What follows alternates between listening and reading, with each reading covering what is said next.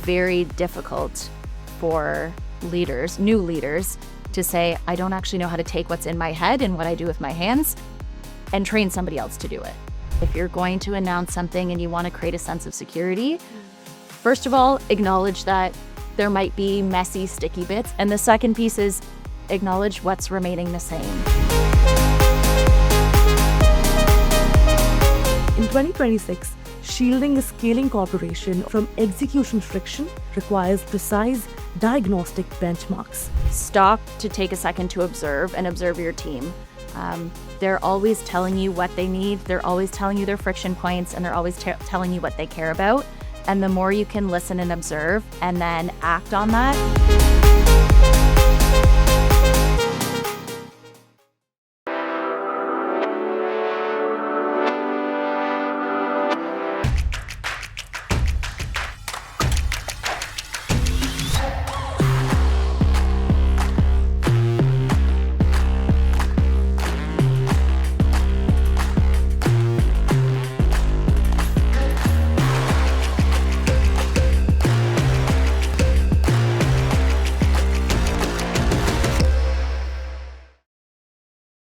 Hello everyone, this is Kripa Anand and welcome to the CanadianSME Small Business Podcast.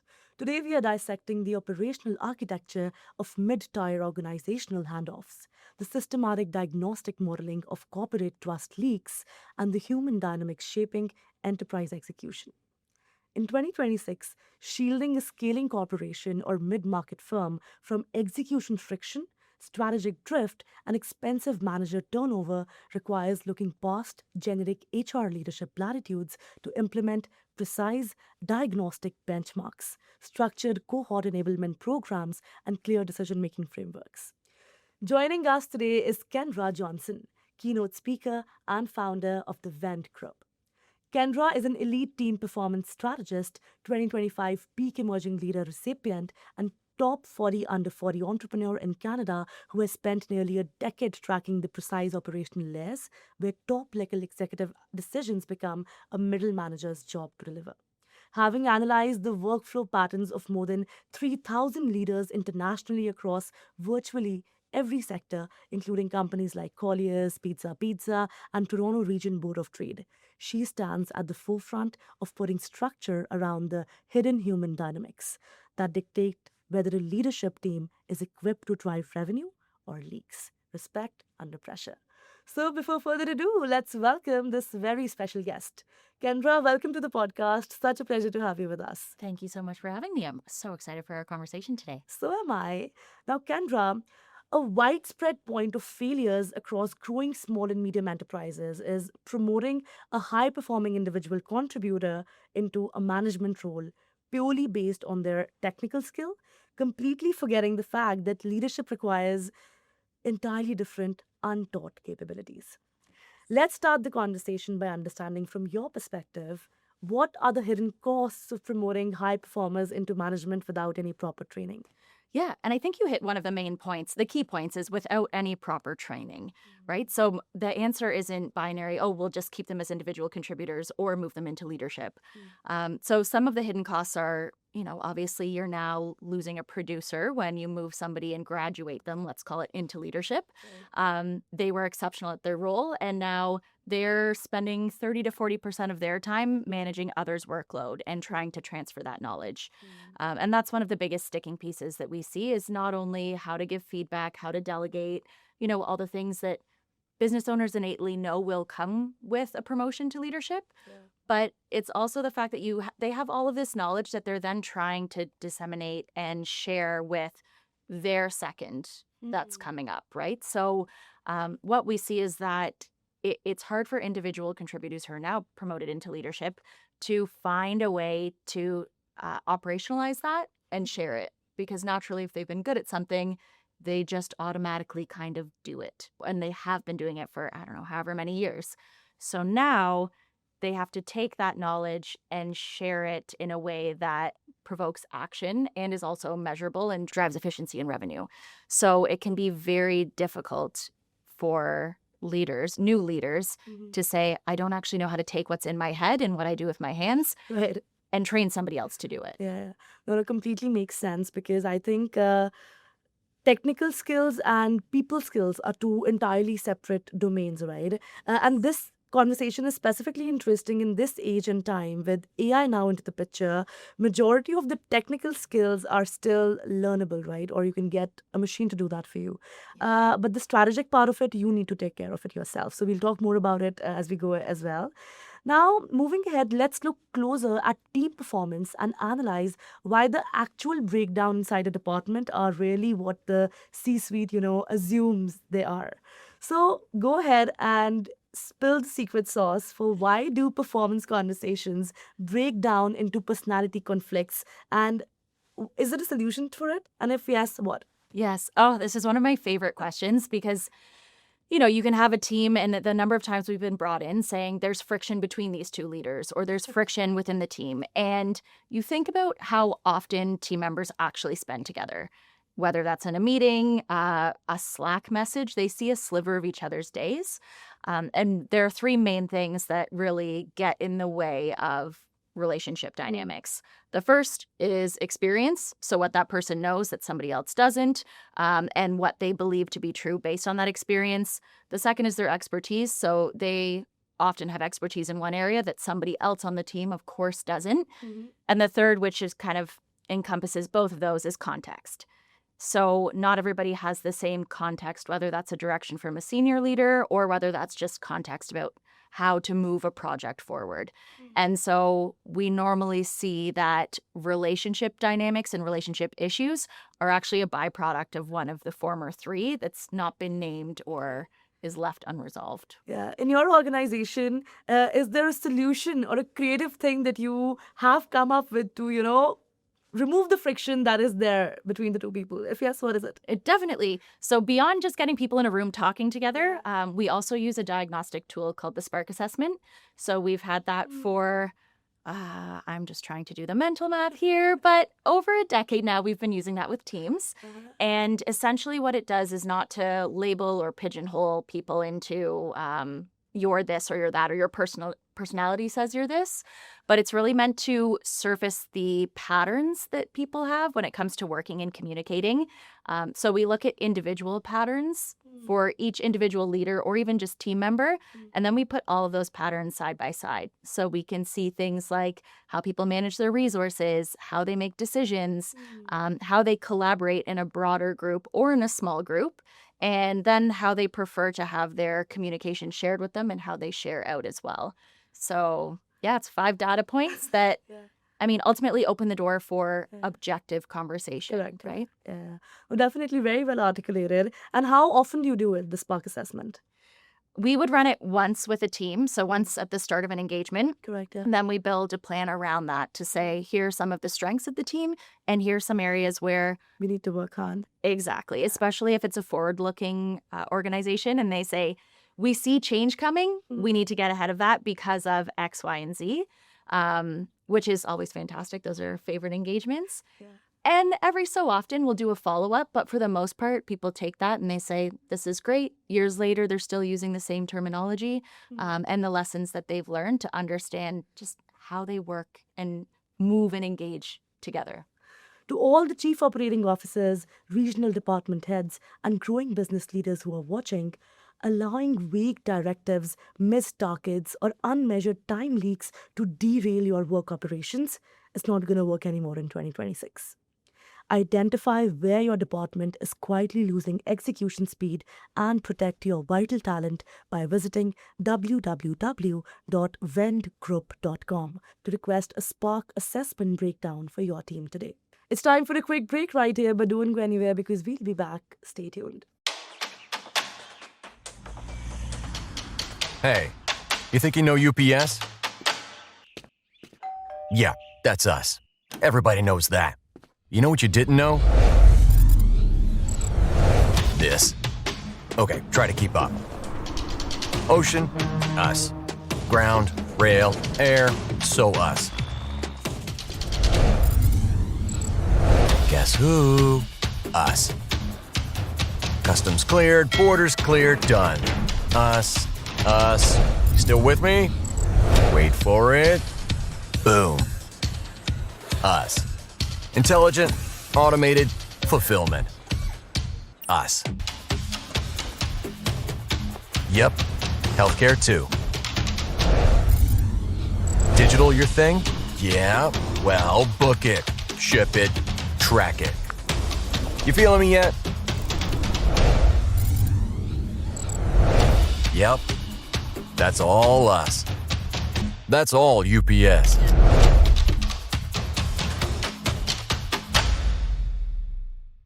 Welcome back to the Canadian SME Small Business Podcast. Let's continue our conversation with Kendra.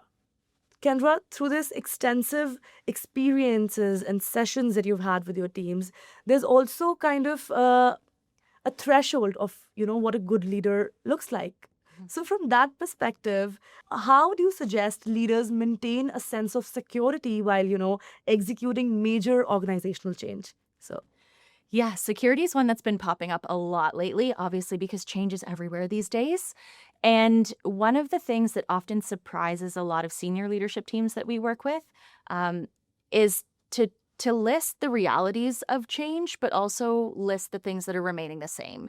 So a lot of I'm just blanketing, but a lot of senior leaders will come in and say, we need to get the team excited about whatever's happening. And they've been sitting so close to whether that's a change. Mostly it surrounds change, but they're sitting so close to it, they've had time to digest it. And so they say we need to go in with excitement and enthusiasm. And what happens is on the other side, the team's hearing it for maybe the first or second time. And they're also saying, so everything I know, my entire day-to-day reality is now changing. So the thing that I always say is if you're going to announce something and you want to create a sense of security, first of all, acknowledge that there might be messy, sticky bits, and that's okay. Speak to the reality. And the second piece is acknowledge what's remaining the same. So that is, especially with AI, if a process is staying the same, it's just being augmented by AI. yeah. Speak to that because it grounds people in what's not changing, and that brings comfort. Wow, Kendra, when I look at you speaking, you're just so passionate about what you do. It truly fills me with so much joy. I'd love to understand a little your journey as well. Is this space something that you were always interested in, even as a kid? Or is this something that maybe you stumbled upon in your career? So what's your story there? Yeah, thank you for asking. It's a little bit of both. So growing up, my parents, I come from two entrepreneurial parents. They have owned a catering business. They've, owned a motor lodge. They've done all of the different things. And I grew up in the world of hospitality, and I thought that's where I wanted to live, in the event space.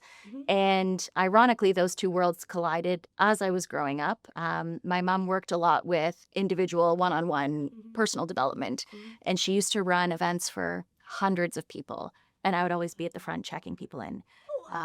Which was amazing because I would get to know them, and I could. You were a front row experience of it firsthand, right? Exactly. And I remember saying, wow, I want to be like my mom, the way she could command a room. Yeah. But then on the way out, what was most exciting for me was hearing the impact she made on people. And then I hit my early 20s and said, I don't want to be anything. I don't want to do what my mom does. I don't want to follow in her footsteps. I want to carve my own path. Right. A couple decades later, here I am. Ta-da! Right? We always find our way back. Right. But in that time, I've worked in advertising. I've worked in operations. I've opened locations, like bricks and mortar locations for different businesses, and always noticed that human dynamics were the things that were the biggest pain points for all of these businesses. And so after extensive travel, I've been to over 40 countries and lived in 3, I came home and said, I've been sitting on a body of research and I really want to take a chance on my own business, with, of course, the absolute enthusiasm from my mom to say, yes, you should do this. And that was 8 years ago. Wow, I can just imagine how confident your mom is also by just looking at you. And the work that you're doing, Kendra, it's incredibly important. So much more power to you, and kudos to everything that you've achieved so far. When we talk about, women in businesses, specifically, I'm sure you must have come across situations when you've been in male-dominated rooms as well, right? So in situations like these, when you don't see other people who are like yourself, what is the one thing that goes on in your mind? How do you kind of deal with that? That's a really good question. And it's one that I've actually been reflecting on lately. The first is, wow, look at the opportunity I have to share a different perspective and to, create a seat for somebody else like me. Yeah. And the second, the thing that I always want to try to do when I'm in a room where maybe I don't have the same perspective or I don't understand, Yeah. is to start understanding. So I like to listen first. What's your perspective? What are your complaints? What are you dealing with before I go in and start sharing mine? Right. And I've sat at tables where it's all men and just me. And I always get more buy-in when I ask thoughtful questions first and I seek to understand, and then I can connect their reality with mine and we meet somewhere in the middle. Wow, that is a very balanced answer that I could have expected, but really nice. Let's do a little time travel now, real quick. Imagine if I were to give you a time machine right now and we were to go 5 or 10 years into the future. When you get out of the time machine, how exactly do you envision the Venn group not only taking over Canada, but North America and eventually the entire globe? Oh, the thing that, I go to sleep smiling about, travel is one of the things I love the most. So we're definitely taking over the globe. I'll say that. Thank you for dreaming with me. Woohoo! Yes. And I see the Venned group, we have the assessment, and I would love for that to be commonplace to continue to collect research and data. And that's something that we've been doing a lot over the past 18 months is building our own research arm Right. so that we can share what we're seeing right now we're focusing on the North American market, but obviously looking to expand that into the UK and beyond. Yes. So that would be one. And the other thing that's really near and dear to my heart is to bring people together physically. Obviously, we have so many tools that keep us connected when we're not together physically. Yeah. So whether that looks like a boutique hotel or a training center or multiple training centers around the world that run our programming so teams can come together and just have a holistic way to connect and decompress and also learn together. That's the 5-10 year plan. Wow, you've painted quite a picture there. The future definitely looks very bright and amazing. And I'm sure this ripple effect that you're trying to create, you will achieve it for sure. I'm loving this conversation, and definitely we'd love for her to be back, hopefully, for a deeper conversation that we do the next time. But for now, Kendra, before we let you go, if there's one final piece of advice that you have for our listeners today, something that you'd want them to remember long after they've stopped listening to this episode, if you could whisper something into their ears, what would it be and why? Great question. The thing that I would say, especially right now, is there's so much noise. The world is changing. Everything's busy. Yep. Stop to take a second to observe and observe your team. They're always telling you what they need. They're always telling you their friction points, and they're always telling you what they care about. And the more you can listen and observe and then act on that, whether that's giving them a new project to work on or understanding that maybe they're stressed out at home and that's something that they're carrying into their performance. I'm not saying that to coddle your team. I don't think that's useful, but just to have empathy and to be able to connect on a deeper level with your team is something that I think we really need to focus on right now. As we only see, again, a sliver of people's days and we engage for 30 minutes here or there, just take the time to observe and see what your team's actually telling you. Wow. This is $1 million advice right out there, because specifically in today's digital age, any advice that brings that human connection back, take it. All right, Kendra, thank you so much for being a part of this. It was such a pleasure having you. Thank you, Kripa. All right, that was Kendra Johnson from the Venned Group, showing us how to collapse the friction of accidental leadership, leverage the S.P.A.R.K assessment framework to stop the hidden time leaks, and build high-performance middle management pipelines to secure enterprise revenue in 2026. Thank you so much to all the listeners for tuning in to the Canadian SME Small Business Podcast. Be sure to subscribe and visit CanadianSME.ca for more such resources. To learn more about how we are creating an impact beyond the platform, please go ahead and visit the Small Business Foundation at smbfoundation.ca. A very special thank you to our podcast partners, UPS, our shipping partner, and ADP, our HR partner, for their continued support to empowering SMBs across Canada. I'll see you in the next episode. Kripa Anand signing off.